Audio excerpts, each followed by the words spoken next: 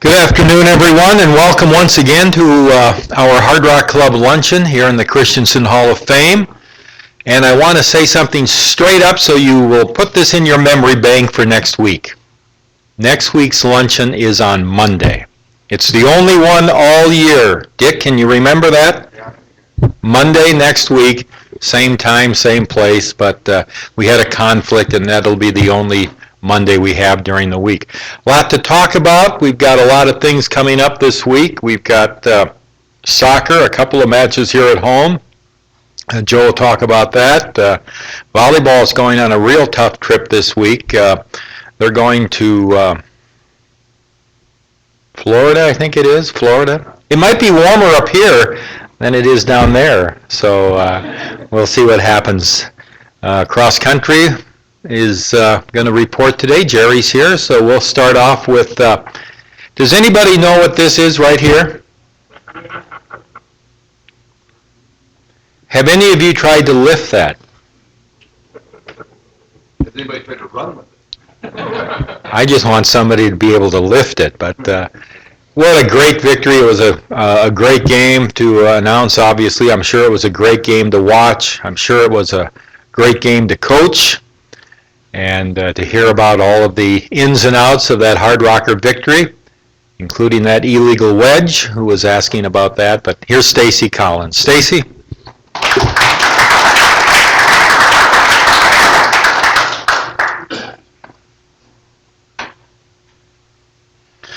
Thanks, Tom. Thanks, everybody, for coming out. What a difference a week makes, right? I tell you what, it was probably the longest week of my life last week, but very, very pleased, impressed with our players and our assistant coaches. It was a tough situation a week ago. We didn't play well against the Colorado Mines team, and nothing but credit goes into what our assistant coaches did to prepare this football team, what our players did. The resiliency in the victory, being down multiple times, it would have been real easy to cash it in, and it was a sign of a maturity with this team. It was a sign of leadership with our players and our assistant coaches, and just a great victory, a victory that as we build this program and continue this process, that really goes a long ways. The fan support was phenomenal. That was a great atmosphere on Saturday night. It was a fun atmosphere, and so we were very, very pleased with our effort. But the reality is now we got to turn the page. It's the last time we'll talk about it is today, with this group. But our players have turned the page on Sunday. We're going to work against a Jamestown team that, quite frankly, a year ago beat us in overtime, and we need to be ready to go in a big week in M-Day. So, Brad, we're going to show some highlights here first and talk a little bit about the game. A couple different shots right here. We did a really good job with the quarterback run game. Here's Evan Sanders getting in on a quarterback sneak for one of our touchdowns, and also Ben Broker was able to work into the end zone. I think that this next shot is of Ben working in, and I thought we did a really good job, and our offensive staff did a really good job of finding ways to move the football in the run game. Anytime you have that type of rushing yardage, you're really controlling the front. That's a credit to the offensive line. I mean, there's a one-on-one situation with a middle linebacker and a quarterback, and when our quarterbacks win in that battle, we're in pretty good shape.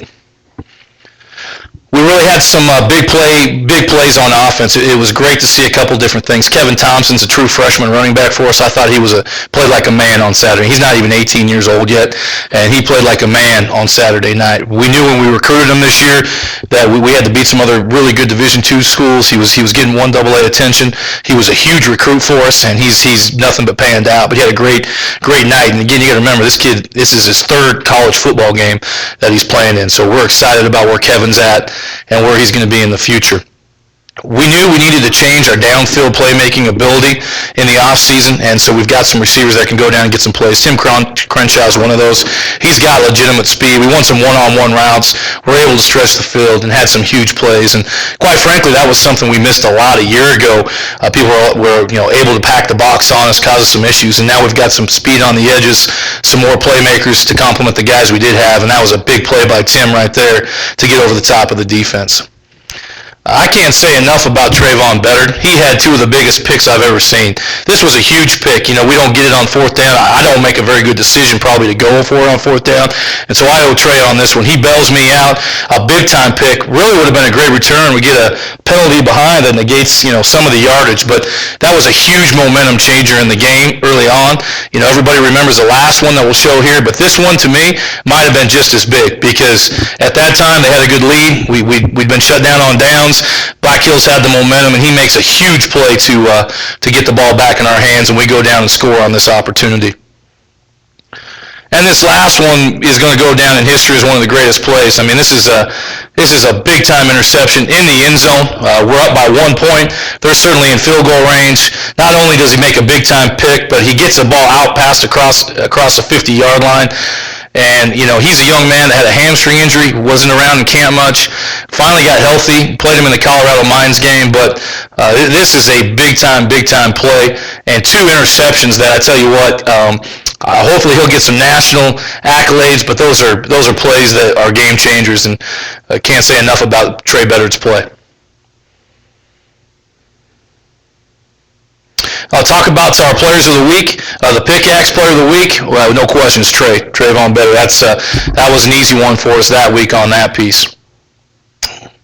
Hardrocker of the week, is Chris Soddy, and what we do with the Hardrocker of the week is really somebody a lot of times who's outside the box. And one of the great things about Chris is he's one of the hardest working guys we have. He's a senior for us, but he goes to Coach Tinker, the other running backs, and a couple times he was supposed to carry the ball. He moved him to the other side so he could block for him. And he was a selfless act in what he did. Anytime you go for that amount of yardage on the ground, it certainly is not just the guy carrying the ball. So I can't say enough about Chris Soddy's preparation, his leadership, and really his selflessness in the game on Saturday. Our defensive player of the game, this is the second time this guy's been a player of the game for us, is Christian Chavez. And, I was talking to a couple guys earlier. People still don't understand how young we are. This is this guy's third college football game. And he plays nose guard for us. He does some things on special teams and just a tremendous competitor on that piece. Special teams player of the game was Tim Crenshaw. You saw his big catch, but what a lot of people don't see, he did a tremendous job running down on kickoff for us. Made 2 different tackles on kickoff, had 2 big returns for us. The wind was out there, and there were some short kicks on some things, and Tim had a great job, played a great game on special teams. And the other one that we didn't have up there, it got shot through, was our offensive player of the game, and that was Josh Hofstrader. And again, the second time Josh has got that. He's our left tackle, but we did a phenomenal job up front. It was led by Josh's effort on that. So it was a great performance by our offensive line, and quite frankly, Josh is the leader of that group. So, what questions can I answer for y'all about the Black Hills game or our upcoming MJ game against Jamestown College? Pretty good. We have a couple dings at that piece. We're actually going to get a couple players back this week.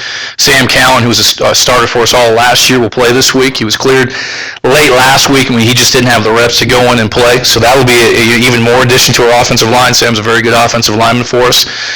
Jay Lotta played sparingly for us at the middle linebacker, so he's healthy now. He should be healthier this week. So for the most part, we're pretty healthy. A couple dings, but for going into week 4, we're actually healthier now than we were the first 2 weeks of the season. So that's good. Yeah. Tell me a little bit about the defensive line where you had middle number 1, right? And your nose guard, your linebacker, out there playing this guy one-on-one. Yeah. Primarily just because they always go most with one. No, what we want to do is we put a different front in this week for him, and what we were trying to do was not allow him to run the football within the box. So what that front did is really put a one-on-one situation with our linebacker and the DeSante kid, who's a heck of a football player. Man, that kid can play. So what their answer was to get us outside the box with it, and I think we did a pretty good job of containing him. We certainly didn't stop him. I don't think anybody's going to. But so when you saw that matchup, we really wanted to match our DBs up against our receivers one-on-one. That was a matchup I wasn't crazy about with him on a linebacker, but it got him outside the box. It took them away from some of the things that they wanted to do, and overall, I think we accomplished what we were trying to get done. Work. Yeah, you and me both. Sorry. The penalties that are aggressive penalties never bother me. If we're playing hard, and at times that's going to happen. I don't want as many penalties as we have. When you talk about some of the pass interference penalties, that's playing football. That's aggressive football. And, they can go either way on both sides. There's a lot of penalties I'm still trying to figure out, to be real honest with you, and we go through and review the game and take a look at it. I don't want to ever have that kind of penalty yardage. That's not the makeup of our team. It really isn't. Some of them we can control, some of them we can't. So some of the procedural things or things of that nature we need to fix. We need to continue to work the deep ball with our corner so we have fewer PI penalties. But some of it, really to me when the penalty comes out, it's how do we respond to it as a group, and really the only thing you can do is play the next down. I thought our kids did a good job of that, not letting them. And it's frustrating. You got an inadvertent whistle when you've basically won a football game. And at the end of that, there's a 50-yard change, 40-yard change of possession. So if we don't run that clock out, we got to punt again from our 7-yard line. Those things are frustrating, but I give our kids and our assistant coaches credit. They didn't let it affect their performance. We just kept plugging away at it and did what we had to do. What do you know about Jamestown? Jamestown they're very similar to what they were a year ago, and they beat us a year ago. So they've struggled. Right now they're an 0-4 football team, but they played 2 games in bad weather up at their place. It's been raining, so it's really hard to get a gauge on some of that stuff. They were in the same situation a year ago. They were 0-3 when we went up there and played them. So they're a resilient team. They're a physical team. They ran the ball very well on us. They got some big players, big long players. Receivers are big. Their tight ends are big. They got a safety that I think's good. They got some D linemen that play hard. So the record's deceiving. They'll play physical. They'll play hard. A little bit more conventional offenses than what we've seen the last 2 weeks, so it'll be, a little bit different on that piece. Defensively, they're a 3-4 team, and, so they do some good things on that piece, but I would say they're a better football team than their record shows. I know that, and I know they'll be ready to play this game. I have a two-parter. Okay. They're allowed. Quarterbacks. It's Yeah. last game. Yep. Keep doing it that way? Absolutely. We're going to package them up to what, each of their strengths are. We're going to continue to rotate them. Those 2 guys have done a great job pushing each other and supporting each other, and it was pretty special on Saturday to see them both get things done, both act selfless in critical situations. I know as a defensive guy, that's my background, that's hard. You got a 2-headed monster coming at you right now, and so for us, we're going to keep that thing going and as the pulse of the game and really take what the defense gives us and continue to, to work those guys in the system that we think that gives us the best chance to win a game on Saturday. There's one other play, and I think it's an obscure play, and I don't think anybody would remember it, but I remember saying at the time I was really, really surprised. Right before Tim Crenshaw's long touchdown pass, Zach was probably looking at his play card because there was a blocking below the waist penalty on us, which Black Hills declined, and it made it 3rd and 12 instead of 2nd, because it was a 15-yard penalty. They would have had 2nd and 27. Yeah. So they put us in a 3rd and 11. The touchdown pass happened. Were you surprised? I mean, that really, Ryan and I talked about it. We couldn't believe they would turn down a 15-yard penalty outside of the 30-yard line. Yeah, those are always tough because I know, some of your thinking from a coaching is if I get them 3rd down, we're 1 down away. Why give them 2 shots at it? But that's a tough one because you're getting that 2nd long versus 3rd and 12, and I do remember the situation when it went down. My thought was, hey, they want to get us some 3rd down, and it's a 3rd and long for them. It's quicker to don't give them 2 shots at it. But yeah, those are tough because 2nd long, you're just trying to gain some yardage back to make it another 3rd and 12 on the whole piece. And yeah, those are some decisions that happen, and you certainly second guessing when you lose, and when you win, you just blow by and move on to the next game. So that is a good situation. Sometimes I question myself.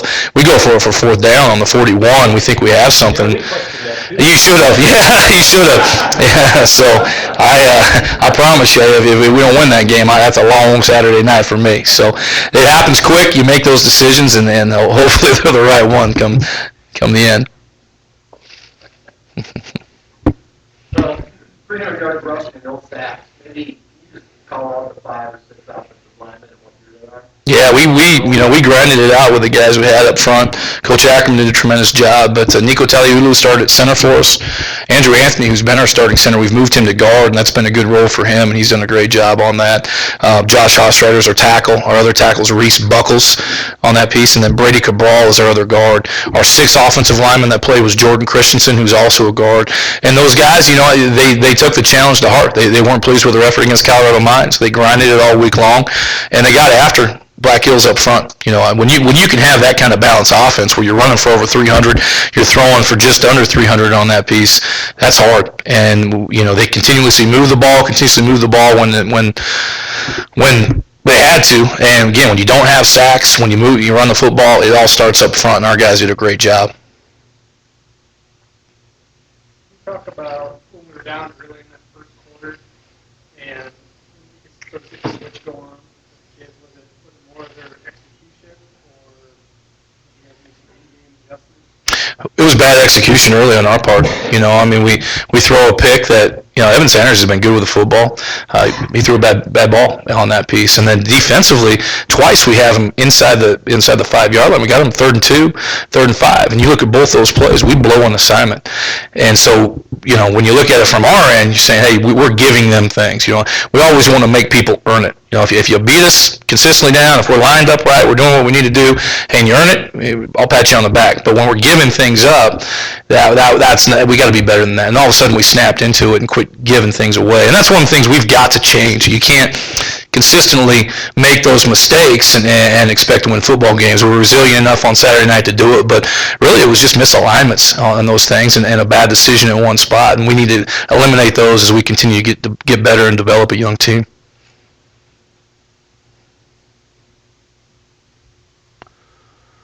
Great. Well, thanks for everybody for coming out. I appreciate it. Looking forward to seeing you on Saturday night against Jamestown.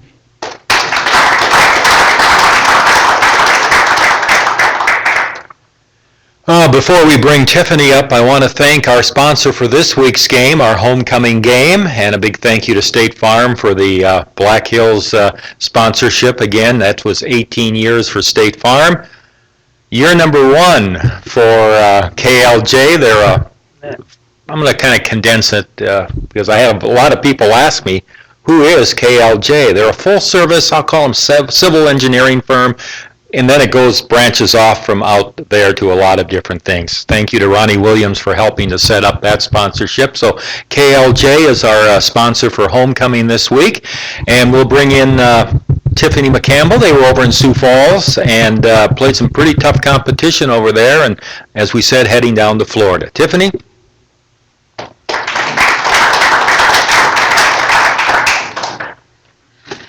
Well, thank you everybody for coming. We played 5 matches last week, and we are 9 matches into our season, which we're only playing 28. So as you all can tell, in the first 2 weeks to play that many matches is kind of a grind, but that's Division II volleyball, and especially as an independent, we've got to fundamentally, mentally, physically be ready to kind of enter into this new era of Hardrocker volleyball. We played Dickinson State at home Tuesday night. For those of you who were here, it was definitely the teeter-totter of we're up, we're down, we're up, we're down, we're mentally up, we're physically up. But I was happy how we finished that match. For those who don't know, when you go to a 5-set match, we ended up winning the 5th set 15-2, which in the world of volleyball it really is just a domination of that 5th set. And so I was really happy heading into practice Wednesday. We did go to Sioux Falls this weekend, and it was a Northern Sun Challenge where we played 4 teams from arguably the best conference in Division II volleyball. And even though they were, to be completely honest, a mediocre range of teams as far as Division II, nobody ranked in top 25, we really just struggled internally, being honest, with just mentality and pushing through and getting our young team to make those adjustments on the fly. And in talking to Stacy, kind of those same things that he talked about with his team last year, last week, we've got to come in this week, and yesterday was a great day to get us refocused, where we talked about moving forward. And you know what, you're going to be disappointed in your level of play, you're going to be disappointed in some of your teammates, but at the end of the day, we've got to be better, and we've got to be stronger, and it's mentally. And as I've told most of you, I've been honest, this is the best team on paper. We are a talented team, but if we can't pull together and we can't make some adjustments, whether it's personality, whether it's just relaxing and playing and having that high energy, and just being smart with what we're doing, and we've got to be a consistent volleyball team. And I think that's really kind of where we struggled this weekend, but it was a great lesson for us to learn. You're going to win games, you're going to lose games, and if we want to be a team that's nationally ranked, in the next 5 years, or regionally ranked and things like that, we've got to kind of go through these struggles to make ourselves better that way. And you get to a point where you just got to push the reset button. We talked a lot yesterday about relying on our skill set. What are we good at? What adjustments adjustments do we need to make? We are a young volleyball team. We do have 2 seniors that are playing in every set, but at the end of the day, we only have 4 juniors and seniors on this roster. So we've got to be able to get these freshmen acclimated quicker to what they're doing and just get them relaxed to play. Because at the end of the day, they really talk about that. Volleyball is still fun. We're here to get an education. We're here to give these kids a great experience, and it isn't. It's not a sprint. It's a marathon with this program, and we are definitely moving forward, and we've got to be patient as a coaching staff, but we've got to get these kids to have a sense of urgency and just kind of keep communicating and pushing that way. And I thought yesterday was a huge step forward that way. We've got to be very just absent-minded as far as what happened this weekend and moving forward that way. So these kids still want it, which is good, and we got to continue to lead internally. I've got to continue to lead as a head coach, and we've got to keep them on task. And I think this week is a great weekend for them. We're going to play 4 very tough teams, but we're heading to Florida, so it kind of gets us away from campus a little bit, gets us readjusted, and sometimes you really have got to get beat aggressively by other teams to kind of see what we've got to do, and we've got to pull together that way and not point fingers, but just pulling together as a family that way.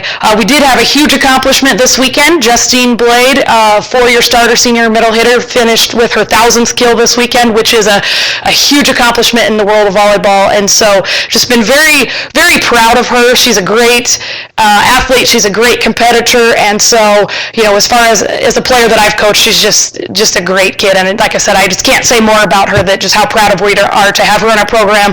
And so we'll do a little celebration when we play Nebraska Kearney to kind of highlight that a little bit as well. Does anybody have any questions? Yes.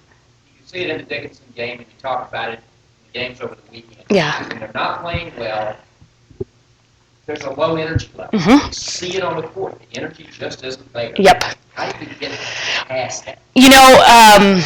We try to rely on our captains, and this is one thing. I talked to Stacy this morning, I talked to President Wilson this weekend, and at the end of the day, we're still building leaders, and I think we sometimes expect them to know how to do those things, and it is going to have to be more of a coaching staff. You guys know I don't run around and jump around, and I'm not crazy, but if that's what this team needs for me to be able to be the energy producer on the sideline, that's what's going to have to happen, and we've really talked about that yesterday, that sometimes we're losing focus of we want to be so good, but we're forgetting about we're here to have fun, because this is a great experience for these girls, and at the end of the day, that's what's got to happen, just the relaxing part of that way. So we've got to continue to just over-communicate it and finding those people that are going to be our energy producers that way.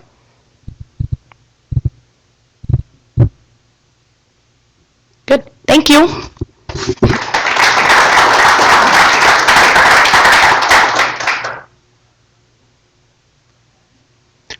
Men's soccer team is home this week. They'll have 2 games. Is Joe here? There. Sorry there, Joe. I see you. Come on up. They'll play Thursday night and Saturday afternoon. He'll talk about those, and we're playing at the big stadium now at the Sioux Park Complex, so that'll help out too. Joe Berger. Hey, well, thanks for coming.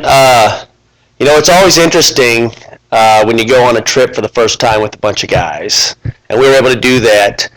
I forgot to mention that we were playing at 8,000 feet at Adams State to those guys, kind of on purpose. But I think at the end of the game, the fatigue kind of showed.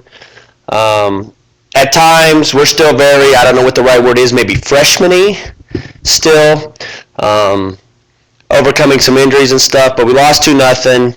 We showed glimpses. We had 4 or 5 chances where we were in the game to take the lead, and we just have a hard time figuring out how to win. I talked to one of my mentors back at one of my own institutions, and we were talking on the bus, and he goes, you know, Joe, being good is really hard.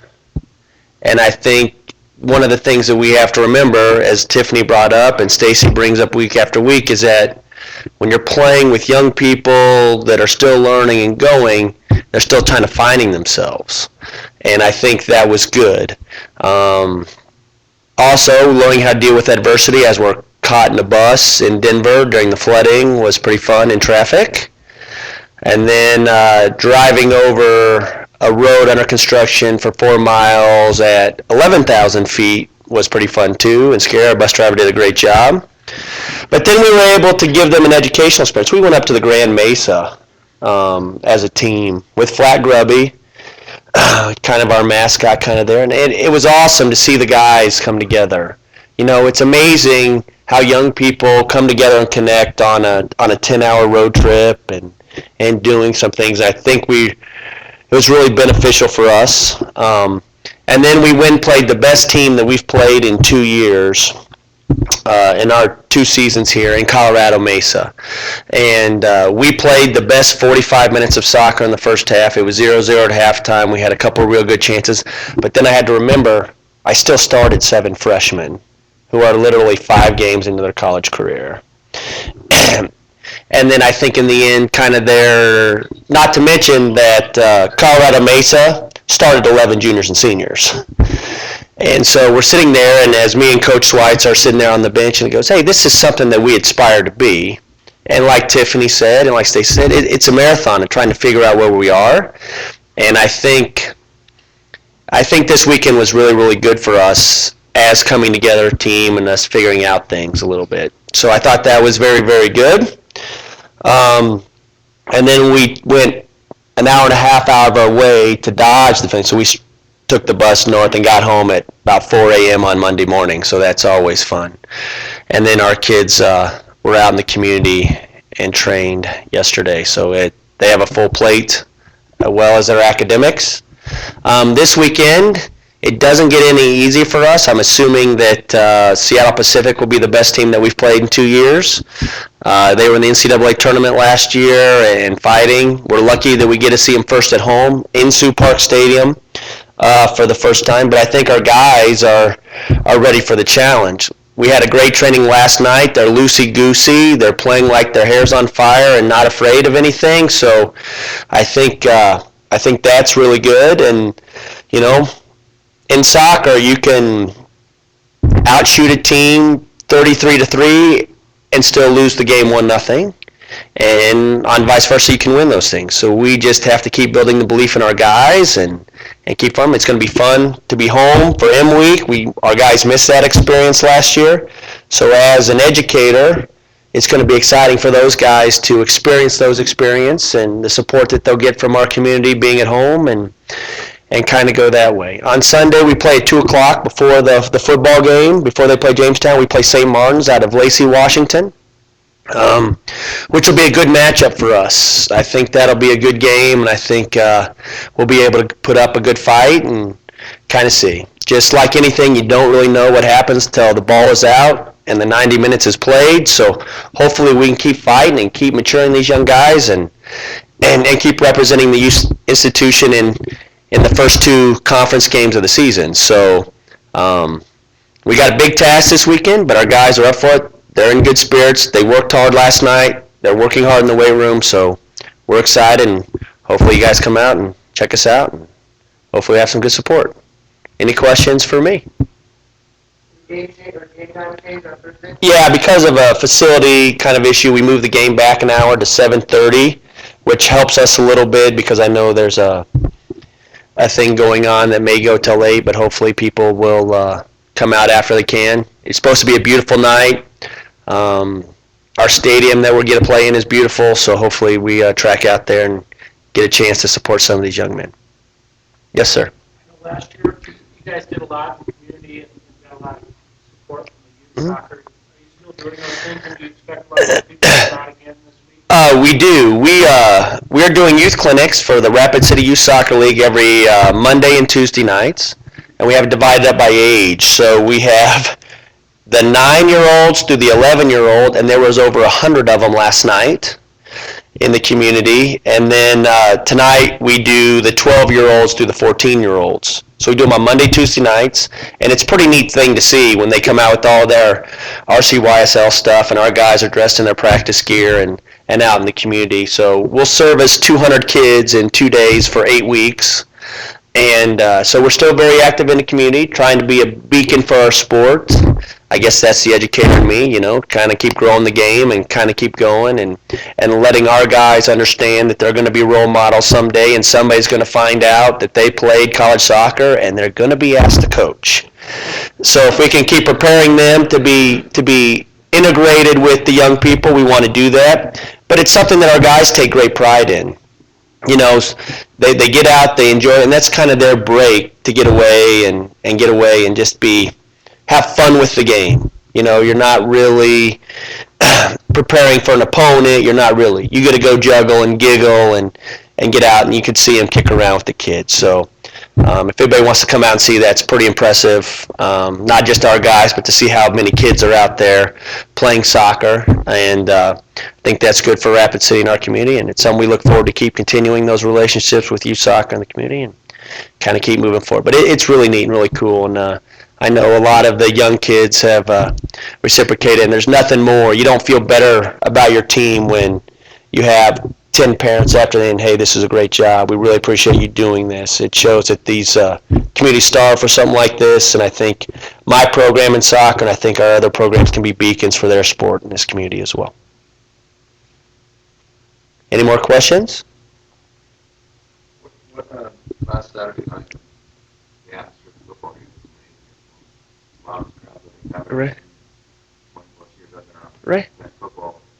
How are you guys getting students involved in the program? Get them to come to the games and things like that? Right. We're trying. Yeah, we're trying to do some things. There's a fraternity group on that has come out and is kind of cultivating it for us a little bit. They've kind of cooked out before a couple of the games and kind of keep going. You know, the hard part is playing off campus a little bit. It's easy to walk from the dorm. Sometimes it's hard to get to the thing, but you know, our guys are in there integrating with those students, and you know, we're lucky. We have a lot of international students that appreciate the game of soccer, so we've been communicating with them. So hopefully we can have some singing and some drums and some chanting at our game, and trying to really create an atmosphere like they have in other colleges or over in Europe or anything with our sport. So, great question. Anything else? Thank you, guys. I appreciate it.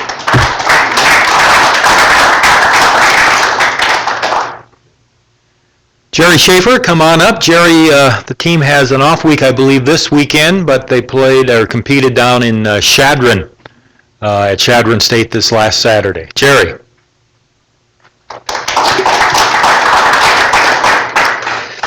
Well, I think last week at this time, I probably didn't say a whole lot of real positive things because our home opener was a little bit questionable last week, or 2 weekends ago. But our kids really responded last week and had a great week of training. They really responded to the things we talked about on Monday as far as their attitude towards training, their outlook, and they really turned it around, I thought, got it going the other direction on Saturday. The outcome was still the same. We were third out of 3 teams, but we were a lot closer. We were in the mix much better this week. Our kids competed, matched up better with their opponents, and so we were really pleased with that progress. And since we have one fourth-year junior in Tyler Mack on the men's team and one senior female who's been hurt and didn't run this week, we've got a very young team, mostly freshmen and sophomores. So we're pretty pleased with the fact that they've taken this seriously. They've made the turnaround in training, and we're on the right track. So just a recap of the Chadron competition. Our women improved their pack time, which is the differential between the first and the fifth runner. That's usually key for any cross-country team. If you can get those top 5 scorers close together, that's important. In the first week at our home meet, the women were 1:07 apart, and last week on a much tougher course, it was a little bit shorter, but it was much tougher with up and down at Chadron, our women ran 36 seconds. So they really compacted that pack time. They got themselves up closer to the front, and so with that progress, we're pretty excited about what they're going to get done in the future here. The other thing that impressed me with the women was, on average, they improved by over 52 seconds per person this last week in their overall time for the course. So that's huge as well.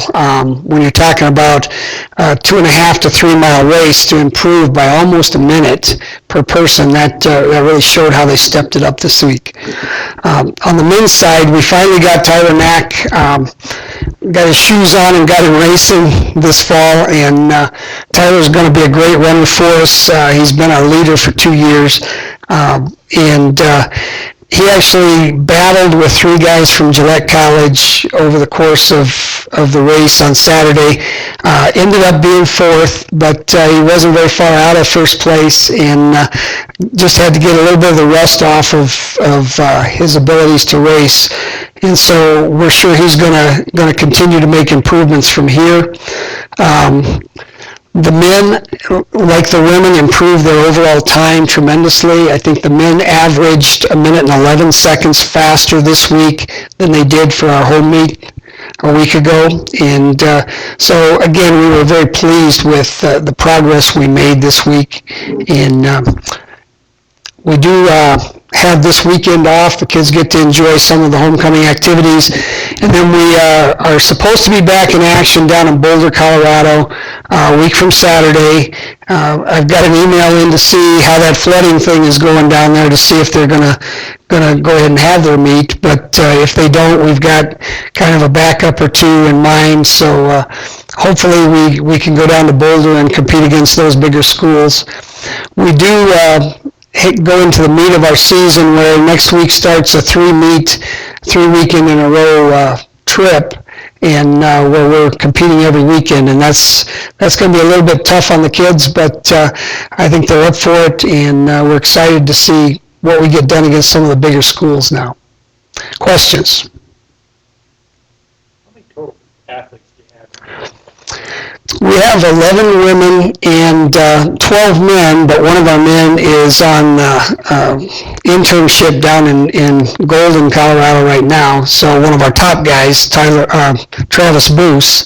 So we're running with 11 men, 11 women, and 6 on each team are freshmen.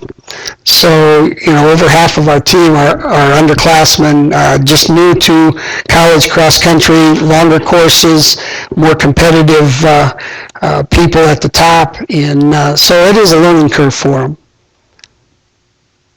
Coach, when you have a meet, how many kids actually compete in the team part of it? Do you have to designate who they are, or run all 11, top 5?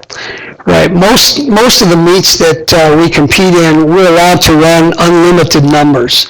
And so we will race all of our kids, but when they figure out the score, they limit the scoring to 7 runners. The top 5 actually provide the score, and then the 6th and 7th runners, if they can get ahead of the top 5 from other schools, that pushes the other team's score back, makes it a little bigger score. And so you actually have 7 runners that do contribute to the scoring in one way or another. So in cross country, you score 5, 2 pushers, and then everybody else is just trying to make their team better and try and be in that top 5 or that top 7. So it creates a really good competitive atmosphere for us.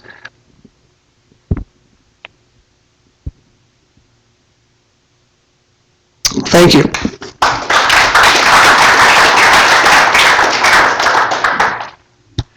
So just a reminder, soccer's 7:30 on Thursday night out at the Sioux Park Complex. The football game on Saturday is at 5 o'clock against Jamestown, 5 o'clock. Hall of Fame weekend 2, we're going to induct for women's basketball Corey Hoff-Stevenson, known as Corey Hoff, of course, when she played here. She'll be going in for women's basketball. Chad Kramer will go in for men's basketball. And for football, Larry Pulowski, who played in the mid-'70s. And then we have Casey Jeffrey going in for track.